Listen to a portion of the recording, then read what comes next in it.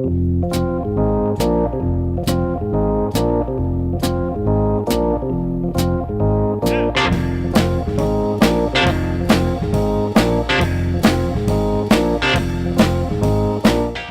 to the Two Blokes Chatting radio show on 94.7 The Pulse. Music, interviews, news, and, well, Two Blokes Chatting. Now, here are the two blokes. 'Cause I've been everywhere, man. I've been everywhere, man. Across the deserts bare, man. I've breathed the mountain air, man. Of travel I've had my share, man. I've been everywhere. Been to Tullamore, Seymour, Lismore, Mooloolaba, Nambour, Rootstock, Bemm River, Mooloolaba, Birdsville, Liverpool, Wallaville, Connemara, Strathround, Proserpine, Ulladulla, Darwin, Gingin, Nilliquin, Muckilla, Wallumbilla, Bougainville, Cumberland, Ramacilla. I've been everywhere, man. I've been everywhere, man. Across the deserts bare. Round the world we go.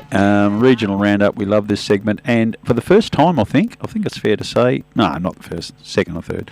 I actually know the person we're talking to because I've met him. I've been to Bemm River. I love the place, and a great host at the Bemm River General Store and accommodation and fishing tackle and everything. Mark Cunningham, good morning. Morning, gentlemen. How are we? Excellent. Great to have you. Love your little place. As soon as I saw it, I thought this has got to be a regional roundup spot because, as I've said earlier today, it's probably gone off the boil a bit. But back in the days of Rex Hunt and the old boys on the footy teams, the Bemm River Fishing Report made it out that you were the fishing capital not only of Victoria, probably Australia, if not the world. I think we're considered probably nearly the brim mecca in Australia. So we're pretty lucky. We've got a tremendous fishery here, and we're pretty well known throughout Australia. You can pretty well turn up anywhere in Australia and talk to enough people and someone's going to have been to Bemm River. So, no, we've got a pretty good following. We're pretty lucky.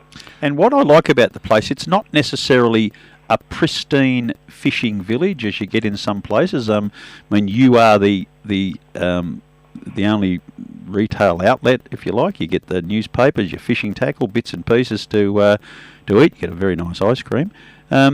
So you've got to rough it a bit, and that's probably a good thing about it, because fishermen don't necessarily like it easy all the time, but you've got somewhere to sleep, you've got somewhere to put your boat or throw the line, and if you've got a four-wheel drive, as you need at this stage, you can go for some pretty interesting drives around and see some beautiful coast as well. Yeah, I mean, we're basically a general store, a hotel, and 5 or 6 accommodation houses. So I guess we're considered remote, but we still, we get into town and get a bit of milk and bread and stuff like that. And we haven't had fuel in the town since the old hotel burnt down in the 80s, and we haven't, and that did have a fuel facility, but that was ripped out when it burnt down, and we've never replaced it. So people know they've got to bring a bit of fuel with them, or if we're going to town, we can grab a jerry can or something like that. But we seem to be able to work around it, and we still get plenty of patronage down here, and people still love to come to Bemm River. Mark, it's Neil here, the better-looking half of the Two Blokes Chatting radio show. You refer to going to town. One of the things we always ask our guests on Regional Roundup is, where do we find you? When you refer to going to town, which town are we talking about? So we're talking about going to Orbost mainly. We've got to, go to the dairy there to get milk, and there's a supermarket there we get it bread from. So we're pretty well 60 kilometres east of Orbost. We're on the coast. So we're... a lot of people know where Lakes Entrance is in East Gippsland, and we're an hour and 20 minutes drive east of Lakes Entrance. So, on the highway? Yeah, we're not on the highway. We're 25 k's off the highway, so it's 25 k drive in off the highway, and it's not a bad drive. The road's pretty good, and it's not a bad drive. So, well, the road is very good, because I don't imagine there'd be too many 68-tonne trucks want to go to Bemm River off the highway, and that's probably the biggest damage we have to Vic roads is massive trucks. So it's just cars, maybe towing a boat in there would be the heaviest you get. But it is a beautiful little drive, and it's a beautiful spot, and lots of different sorts of accommodations. And I've got to plug a place in Bemm River called Lacuna Lodge that we stayed at, and it was pretty special. It's a unique little place and lovely, lovely people.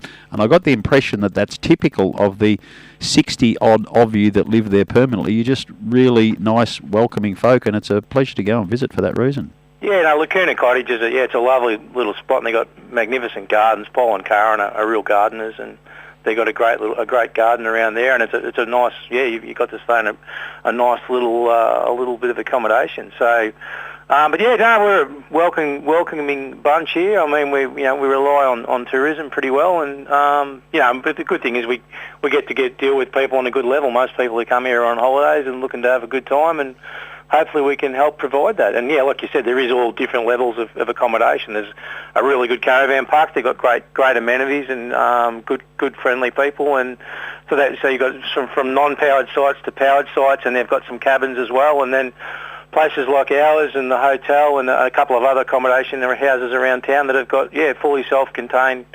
accommodation. And look, once upon a time it was probably when there was no phone reception, and it was a bit of a bloke's place.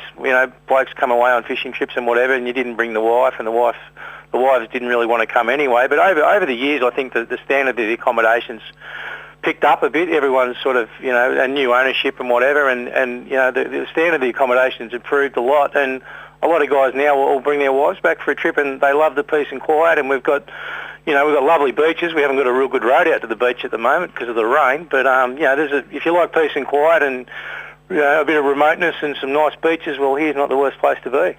And I think I was going to talk to you about the recent rain. I guess if you talk to a lot of people in Geelong and up the road in Melbourne and say East Gippsland, because you are very East Gippsland, two things that would come to mind would be bushfires and also the rain. When it rains in Gippsland generally. The bushfires a few years ago, impact on you, and the recent rains, given your town's got the word river in it, I suspect you've copped a bit. Yeah, we have. Yeah. So with the fires, okay, we're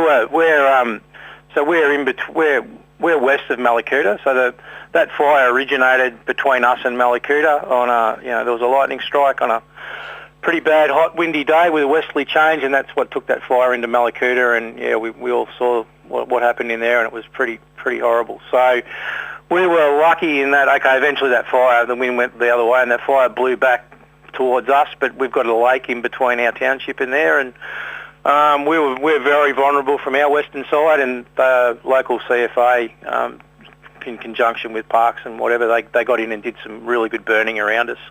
And even though we were trapped in here, everyone who wanted to get out got out, and then we were left with like 19 people. And our road, we've got pretty well just got one road in, one road out. So that road was shut down, and we was hunkered up, and we had a few power outages along the way, but we felt pretty safe. And once they did that burn around us, we were pretty safe. It was just a matter of waiting for everything to settle down a little bit. So that was we got through it, and we've come through the other side and through COVID as well, and then and now we've got floods. So it was pretty scary for us driving in there and seeing the blackened trees almost all the way in. Then, as you said, it's a one-way in operation. But I was really taken by your comments about the community.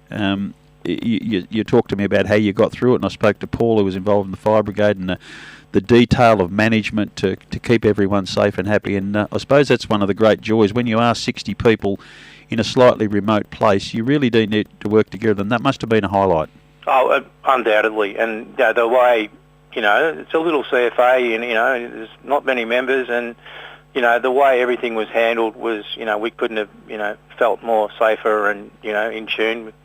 And, there was a point where, when the road was navigable they took the fire truck in and they'd go and fill prescriptions for anybody that was still, there was only 19 people left, I think, but, and there was a chopper drop with some food, and it all worked really well. And, little communities like this, in the 1998 was a bad flood, like that was the 100-year flood, and I actually missed that one, but the community pulled together, and, it always does under those sort of circumstances.